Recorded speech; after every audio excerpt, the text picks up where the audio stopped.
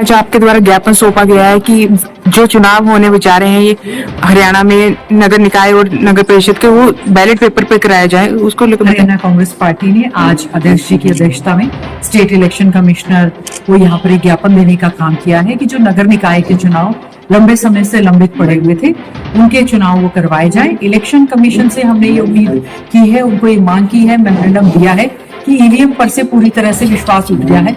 हम लोग एक नेशनल पार्टी हैं और हम ये चाहते हैं कि ईवीएम की बजाय ये चुनाव जो है बैलेट पेपर पर हो। जो ज्ञापन उनको दिया है उस पर विचार करने के लिए कहा तो जरूर गया है, क्योंकि इलेक्शन कमीशन एक संवैधानिक संस्था है, ऑटोनोमस बॉडी है। हम उम्मीद करेंगे कि कांग्रेस पार्टी की इस बात को मानने का काम किया जाए। जिस तरह से चुनाव नगर कांग्रेस बीजेपी के नेता मोहनलाल बड़ोली कह रहे हैं कि कांग्रेस जो है वो चुनाव से डर के पीछे हट रही है, उसको लेकर क्या कहना चाहेंगे? देखिए, मैं उनके अध्यक्ष को आपके मीडिया के माध्यम से कहना चाहूंगी, जो चुनाव सरकार कभी भी करवा नहीं पा रही है। 2022 से फरीदाबाद कॉर्पोरेशन के चुनाव लंबित पड़े हुए थे, गुड़गांव के लंबित पड़े हैं, साल डेढ़ साल से सभी के सभी कॉर्पोरेशन और कमेटी के चुनाव लंबित पड़े हुए थे। थानेसर की कमेटी का चुनाव जो है 9 साल बाद होगा, उन्हें 4 साल बाद जो है ये चुनाव करवाया जा रहा है। तो आज राज्य में जो है चुनाव करवाए ही नहीं जा रहे थे। ये तो केवल मात्र जब सुप्रीम कोर्ट में और इसके बाद हाई कोर्ट में डायरेक्शन दी गई है, केवल और केवल थोड़ा सा कोर्ट से डरते हुए जो है इलेक्शन का शेड्यूल जारी हुआ है। दिल्ली में चुनाव हुए, उसमें काफी हद तक कांग्रेस को काफी नुकसान हुआ है, एक भी सीट नहीं आ पाई, उसको लेकर क्या कहना चाहिए? देखिए, पहले तो मैं आज का जो हमारा मेमोरेंडम है इस पर मैं कहना चाहूंगी, जहां हमने बैलेट पेपर पर मांग की है, साथ ही साथ में हमने ये भी मांग की है कि जो रिजर्वेशन है उसको पूरी तरह से उसकी धज्जियां उड़ाई गई हैं। पहले जिस समय जो है 25 सीटें 25 जो वार्ड थे, आज जिस समय 25 वार्ड थे तब भी 3 रिजर्व थे पार्षदों के। जब बाद में 35 वार्ड बनाए गए तब भी 3 सीटें रिजर्व की गई। जब आज के समय में 40 वार्ड है गुड़गांव कॉर्पोरेशन में, तब भी 3 की गई हैं। इलेक्शन कमीशन के पास और सरकार के पास बहुत सारी ऑर्गेनाइजेशंस के द्वारा रिप्रेजेंटेशन दी गई है। आज हमारे मेमोरेंडम का ये भी हिस्सा है कि शेड्यूल कास्ट की रिजर्वेशन का धज्जियां उड़ाने का काम इस बीजेपी की सरकार ने किया है। इलेक्शन कमीशन के संज्ञान में आया है, तो इसको वो गंभीरता से लेते हुए सरकार से इस विषय में भी जानकारी प्राप्त करने का काम करना। जहां तक बात की जाए आम आदमी पार्टी की, तो कई बार कहा जाता है कि कांग्रेस ने उनके सामने सरेंडर कर दिया है, तो उसको लेकर क्या कहना चाहिए? ऐसा नहीं, कांग्रेस ने मजबूती के साथ अपना चुनाव लड़ने का प्रयास हरियाणा में भी किया, दिल्ली में भी किया।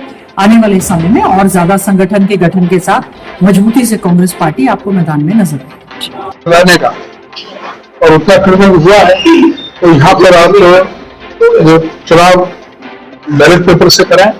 और दूसरा हमने कहा है कि एक साथ में हमने अनाउंस करके 2 तारीख को चुनाव करा रहे हैं और 12 तारीख को आप काउंटिंग कर रहे हैं। अभी तक जितने भी लोकल बॉडीज के इलेक्शन हुए हैं सेम डे काउंटिंग होती रही, तो 2 तारीख से 12-10 दिन का क्या हो सकता है।